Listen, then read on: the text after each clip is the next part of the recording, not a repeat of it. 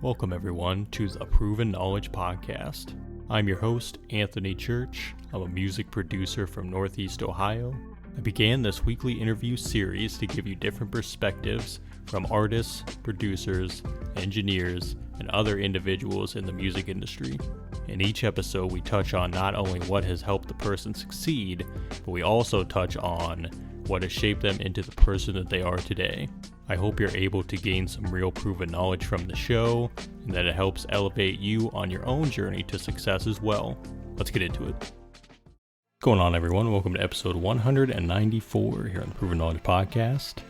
Today I welcomed a podcaster, producer, artist, and instrumentalist. His name is Jailan Williams. He's from South Carolina. Jailan actually co-hosts the JusMusic Podcast with his friend Marco, that I happened to be a guest on back in December. So that's how I met Jailan originally. Decided to have him on the show today. Very great discussion about his beginnings in music, coming from somewhat of a musical background, but not being directly tied into music, not really wanting to do it initially, but having been in the band as a kid and having learned different instruments coming up, it eventually led him to focusing on music in college, beginning music production, and then eventually becoming an artist. We talked about his 2023 beat tape called The Resume, the story behind that, the artwork, everything that went into it, and just how it showcases his different styles and sounds and tastes as a musician, which I think is super cool. We talked about what he has planned moving forward to do a lot of solo projects, continuing to work on his singing and vocals, things like that, but also produce projects for other artists, which I think is super cool as well. He also talked about the JusMusic Podcast, how that got going, and really the benefits that you can have from running a show, and the cool parallels between his show and this show, the Proven Knowledge Podcast, as well. And I just love the platform, love what they're doing down there, love what Jailan's doing musically, and I'm very excited to continue to stay in touch with him moving forward and see what we can get done together. So without further ado, let's get into this one. Welcome everyone to episode 194 here on the Proven Knowledge Podcast. Today I have a fellow podcast host.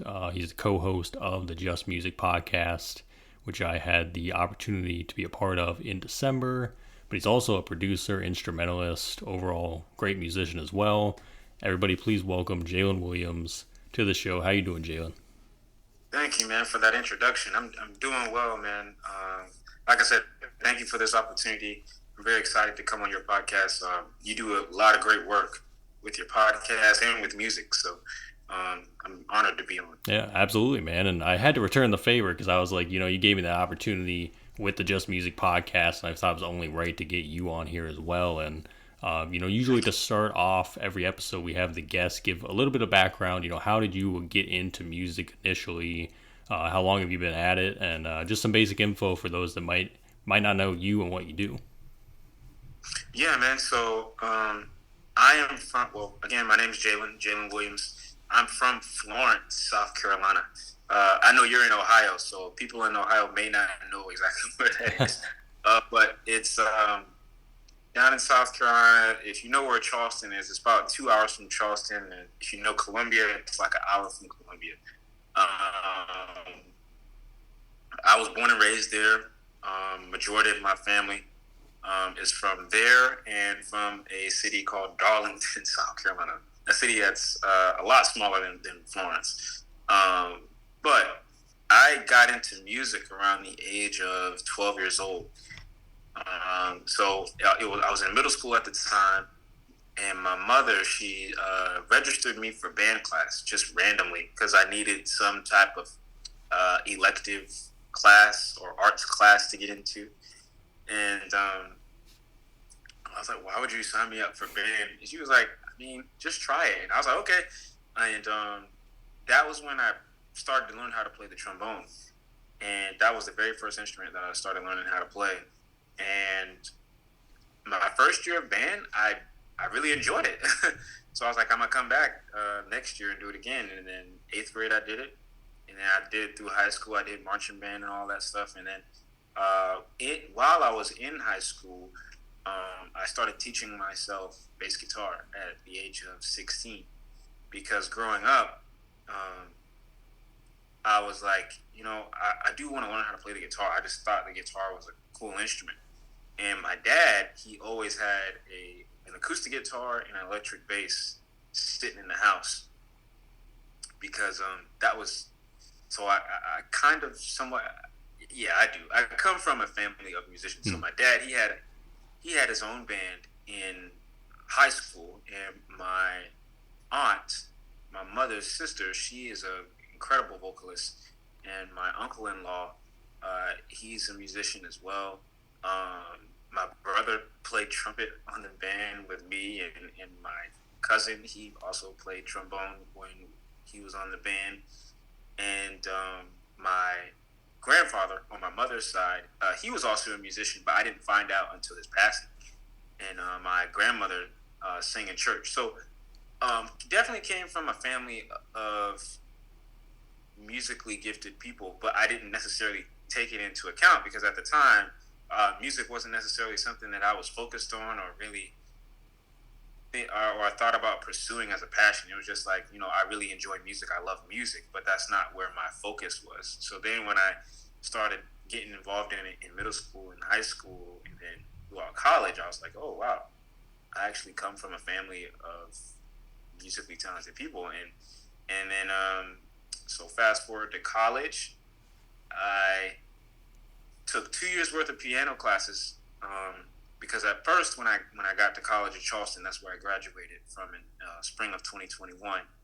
I was there as a music major, and I was actually a double major. I was a music major and a psychology major because I thought I wanted to do music therapy.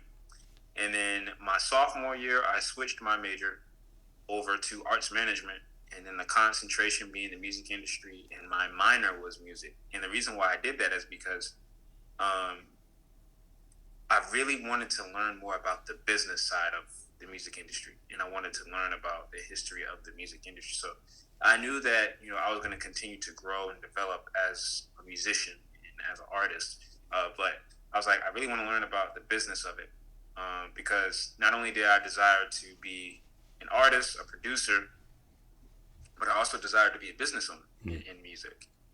And then so after graduating from college in Charleston, I really just hit the ground running with music, from launching my podcast with my really good friend co-host Marco, and then also forming my own band, releasing my own music, and then just being involved in the music scene out here in Charleston, South Carolina. So yeah, man, that's all super, super incredible, and we're going to get into some of that stuff here more in depth during the course of the episode as well. But I like how you said that, it wasn't initially something you ever thought of doing, especially when you initially got put in the band.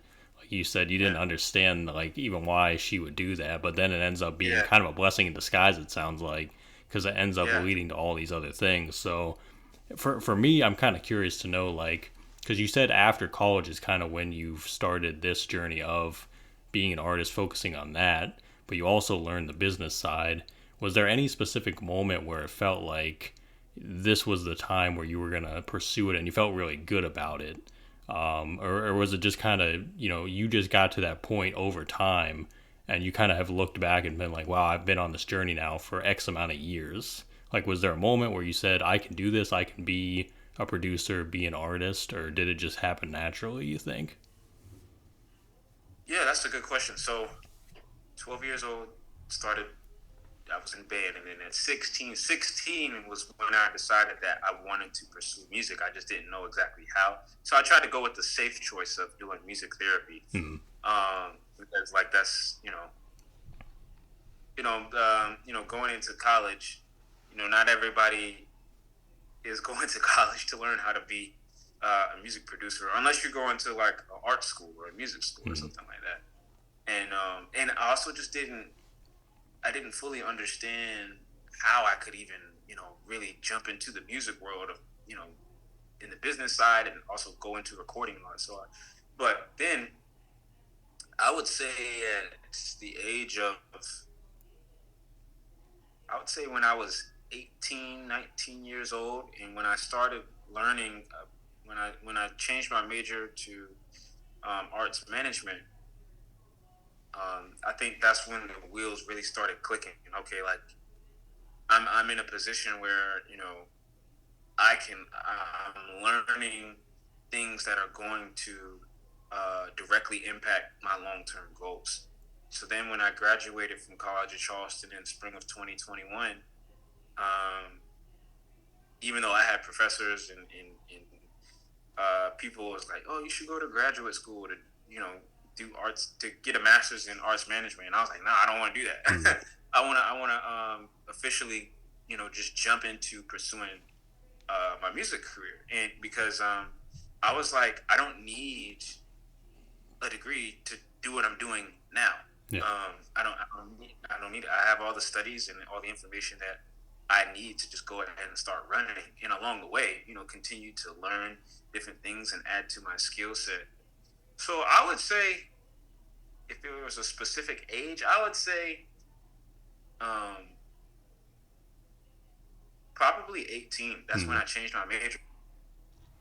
Idea of me pursuing music as a career is real. Like this is an actual possibility. So yeah, I would say about that age. Yeah, and it's interesting to hear every time because it's always, I think, different answers for every individual. Because I think some people will find that early on, or like when they're just out of high school, or maybe they're looking to do something with their life. Maybe they might not have any like plan in place.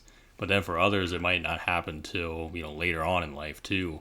So I think it's like good to look at everybody as a case by case basis and just say, when you find that moment though, it's usually undeniable. You know what I mean? Like you just said about people were trying to tell you, you should do this or this, but you could tell that that's what you wanted to do and just hit the ground running and keep going, and you just never know where it's going to go. So definitely commend you for that, and it looks like it's been the right decision. So that's super awesome, man. And likewise. Yeah, and as far as your process of, let's just say from the production standpoint, how do you think it's changed over the last few years to where you are now? Could it be skill-wise, you think you've improved, or maybe just your process of creating songs? Like, give us a little bit of behind the scenes of what it goes into when you're making new ideas. Like, what does that look like for you? Yeah, man, that's a great question. So I started teaching myself music production at the age of 18. Well, kind of like 19, I think. Yeah, I think it was the summer of 2019. No, summer of 2018. Yes. So the summer after my freshman year of college, I bought myself a MIDI keyboard. And I still have it. It's the Contact 49 keys MIDI keyboard. Something really basic, and it came with Ableton Live Lite, and it came with a few other programs I can't even remember at the moment. But I loaded that up onto at the time I had a Windows laptop that I was using for music and for school.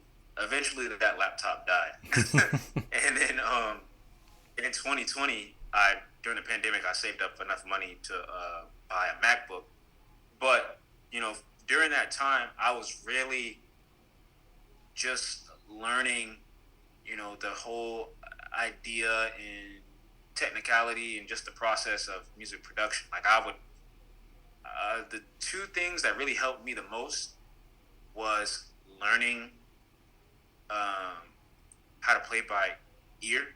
So, because at this time in college, I was also a bassist for a church here in Charleston, and so up to that point, I didn't necessarily have the strongest ear. I didn't have the strong ear for music that I have now, in terms of being able to listen to a song and play it by ear. Don't have to read music or anything like that. But when I started playing in the church and playing with other musicians that were better than me, that ear, my ear really, really, really started to develop. And then I was not only able to play music by reading it, but I could also hear it and play it. And that helped a lot with my music production, because I would listen to, my favorite songs or albums and just, try to recreate some of those vibes that I would hear, some of those beats that I would hear. And then on top of that, I would watch a lot of videos of guys like remaking beats. Like this one guy's name is Delio T2K, I think is his name. He has a YouTube channel, and he's phenomenal. He would go and recreate some of the greatest hits in music from like R&B, hip hop, and then they don't do this anymore. But Genius, Rap Genius, well, it used to be called Rap Genius. It's called just Genius now, but they used to have on their YouTube channel a deconstructed playlist, and like you could literally watch videos of like some of the biggest producers in the hip hop world go into detail about how they made those beats. And I would watch those videos all the time. So I would say like in my early stages from like 2018 to 2020, I was still kind of like rough around the edges when it came with music production. But 2021 and then 2022, my confidence really started to develop. I was starting to, collaborate with some artists.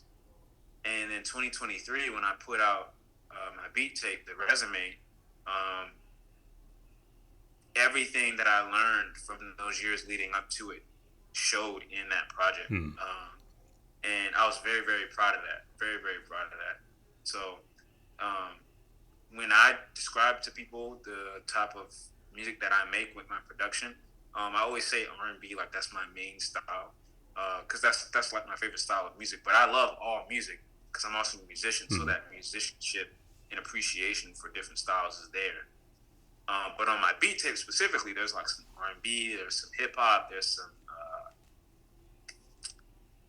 lo-fi, there's some kind of pop influence. So like it's like a mixture of different styles. But I would say last year was when I really, really started to come into my own when it comes to music production. And I'm still learning to this day. Like there's still things that I learn because I'm a student. Hey there, hope you're enjoying the episode so far. I just wanted to take a quick minute out to let you know about a couple different ways that you can support the podcast. One of the ways is by clicking that support the podcast button within your streaming platform. That is if you want to be a monthly supporter of the show. You can contribute either 99 cents, $5, or $10 a month. So that's the first way, and that's the more traditional way that we've had now for the last couple years. The other method that we actually just recently introduced is from our good friends over at Ko-fi. Ko-fi is a virtual tip jar. We have set our limit to a minimum of $10, but you can go make one-time, one-off donations. So if you visit ko-fi.com/The Proven Knowledge Podcast, you'll be able to donate. And all these different forms of donation go towards getting new guests every single week, getting potential sponsors on board to do giveaways, and overall just making the show better for you guys. So if you want to do that Ko-fi link, it's ko-fi.com/The Proven Knowledge Podcast. Otherwise, again, look for that support the podcast button in your streaming platform if you'd like to be a monthly supporter. And I just want to say thank you guys for your contributions. And without further ado, let's get back into the episode.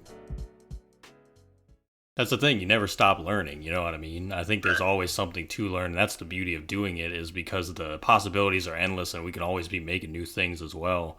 A few things that I took from what you just said. I think the first thing is, your ability to be able to, learn by ear and be an instrumentalist as well. To me, that's a superpower. I always look at people like that they can do that and then apply it to what they do in music production is a superpower, because, you can use that ability to create even better music in the DAW. There was actually someone that is a family friend.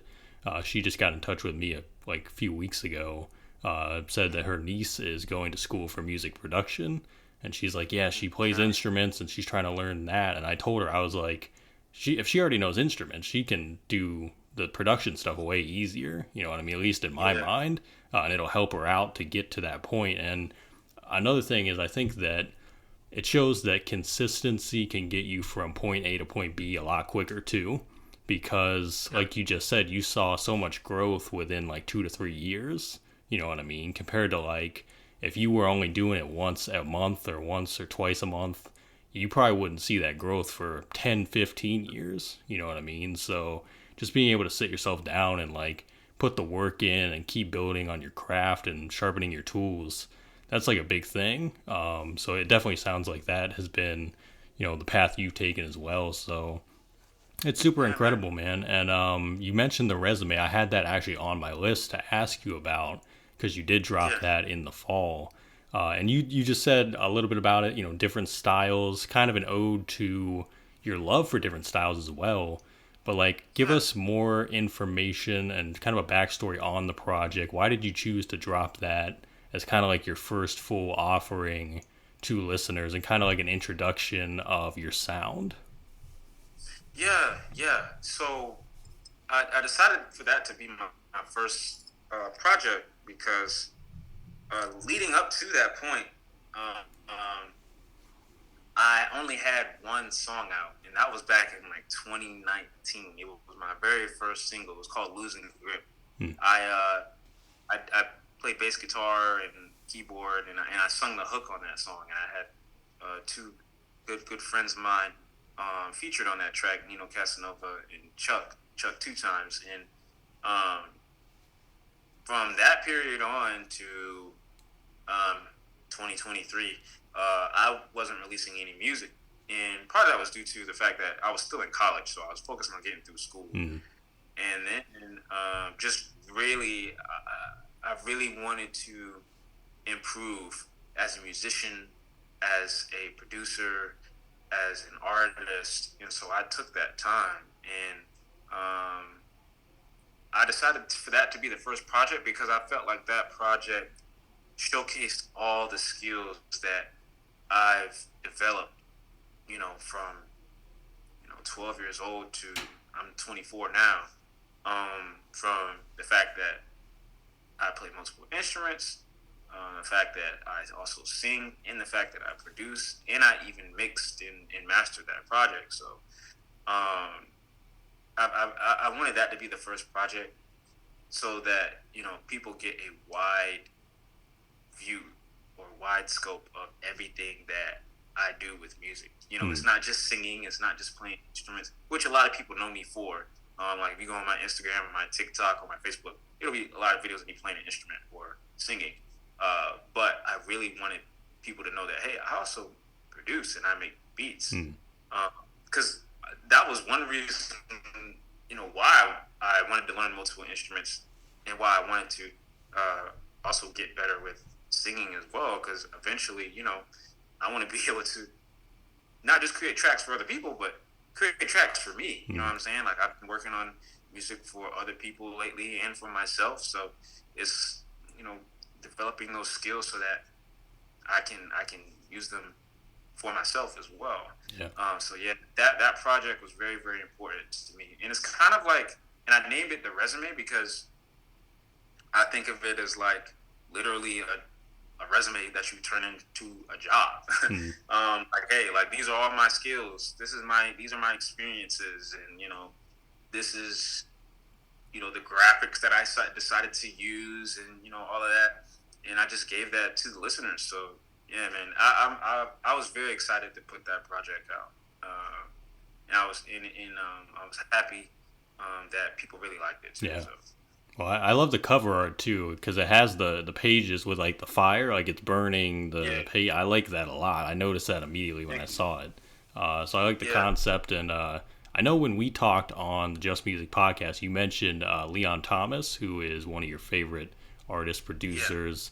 So when I think of Leon Thomas, I think of someone kind of similar where he has his own artist career. Obviously, puts out albums. He's a singer, but he also produces for other artists. Does that sort of thing.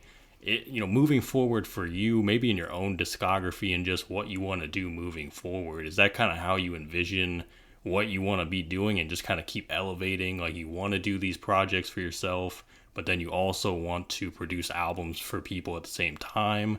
Like how do you envision that playing out for you moving forward?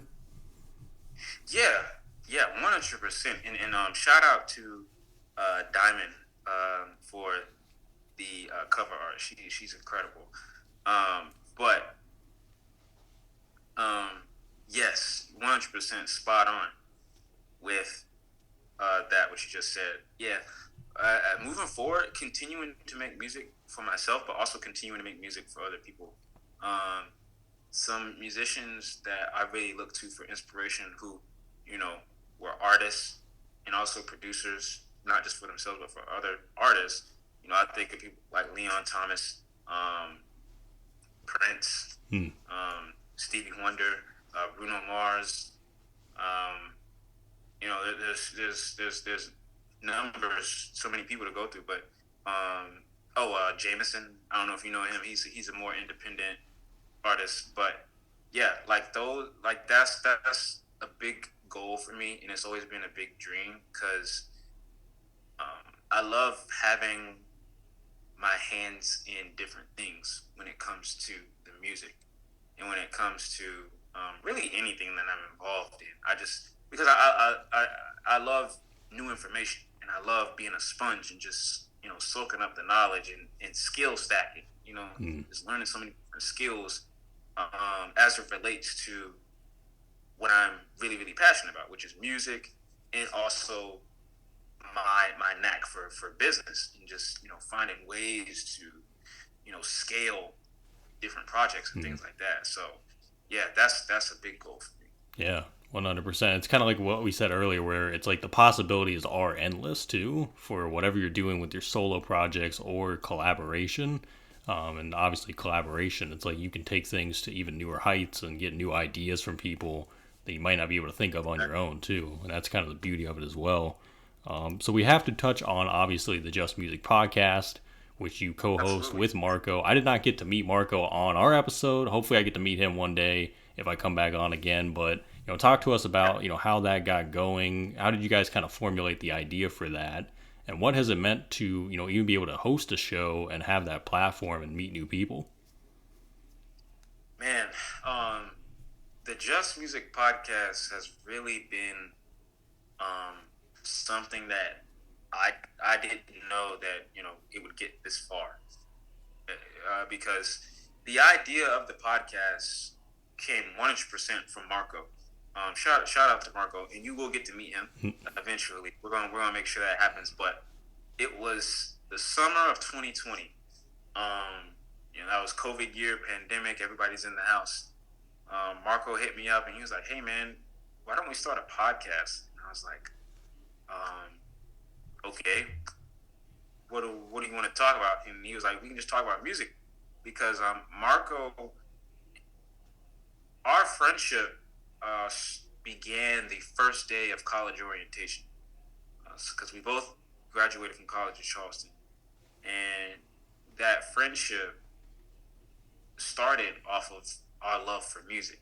Even though I'm a musician, he's a DJ. We always kept in touch to either make music or talk about music. Like we would talk about albums that recently dropped or something, or like we would have debates. This is just stuff that we would do while in college. Like he would text me, or I would call him, or like I would go over to his place, and we would just talk about music and listen to music and chill. And so because that passion was so strong, it made sense for us to do a podcast. So then in September of 2020, we launched the podcast. We had the name, the logo, the social media page, and all that. And then in October, we released our very first episode. And then from there to today, about 4,300 downloads. And we've done,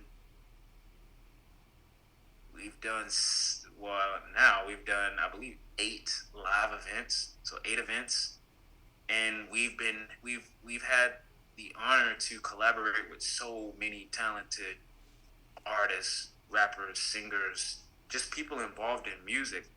And it truly is refreshing, because here in Charleston, South Carolina, I don't know if you've ever been, but if you ever get the opportunity to go, definitely go, because there's so much talent and value here. Like so many talented artists, from rappers to singers to musicians, DJs. and people who, highlight the music scene, whether through journaling or podcasting or radio, whatever.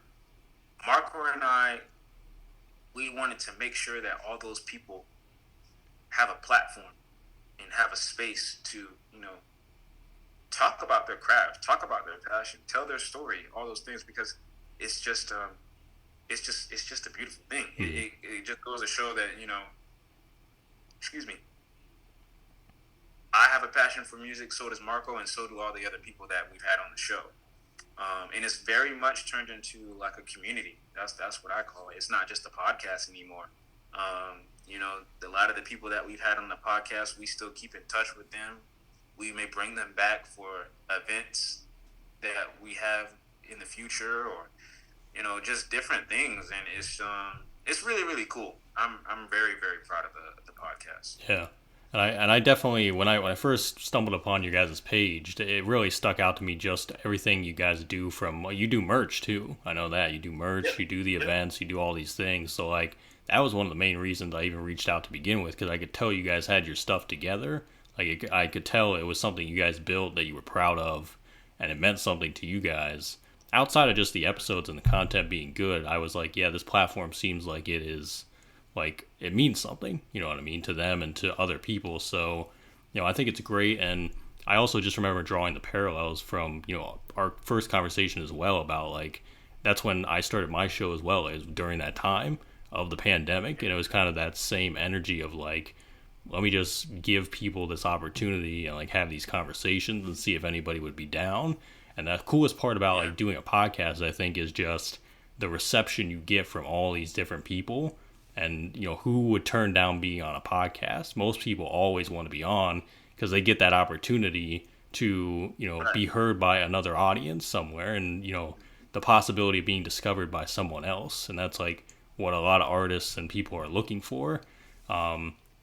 And I totally agree, just being able to build a sense of community too, whether it's online or in person. That's like the most important thing we can do. And it continues to grow, and then that energy gets transferred to, someone you might have had on the show. And then they're going to do their own thing, and it just keeps building and going. And, that's what it's all about at the end of the day. But, yeah, it's crazy how many opportunities it opens up that you didn't never think of. Like you said, you never thought that you would even be doing a podcast. But then to look back on it, it's like it was one of the best things that probably could have happened. So, but definitely want to say congrats to you and Marco on the show, the platform, and what you guys are doing is super important. So keep it up, because it's awesome. So thank you, Anthony. And it's again, thank you for having me on this podcast. Because I checked out your stuff, and you do a great job as well. I love the graphics that you use, but I also just really like how consistent you are with your podcast. Like 191 episodes, I think. Like that shows consistency, because there's people who start a podcast, they don't even make it to 5 episodes. Yeah, man. So yeah, man, that consistency is key in doing it for the right reasons. Knowing why you're doing it. You know what I'm saying? And so yeah, man, I thank you for this opportunity, for this platform, and we'll definitely stay in touch. You're a producer, I'm a producer. We both have podcasts, so we're gonna be locked in for sure. Absolutely, man, 100%. I got a couple more questions for you before we get out of here. And these are ones I ask on every episode. So these are more like general life stuff right here. But if you could go back 10 years ago, maybe give yourself a piece of advice, or maybe not change anything at all, what do you think you would do?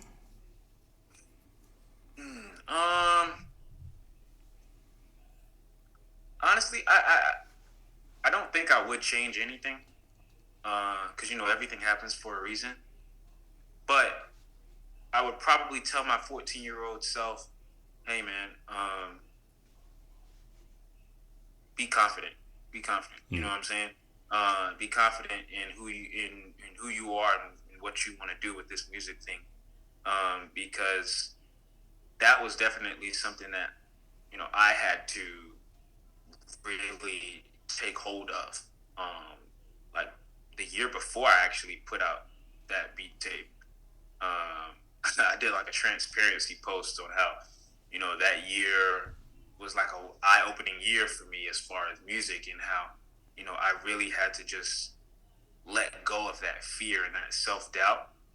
And then I was like, in 2023 moving forward, boom, just go. Just put out that tape, form my band and continue to do what I'm doing. So yeah, I wouldn't change anything per se, but I would definitely say, hey man, be confident in what you're doing, and don't be afraid to make mistakes or fail. Yeah, man. So if we flip that then and we say 10 years from now, where do you think you envision yourself musically, maybe in life in general as well? Yeah, definitely we'll have more songs out, more projects. The podcast will be even bigger 10 years from now.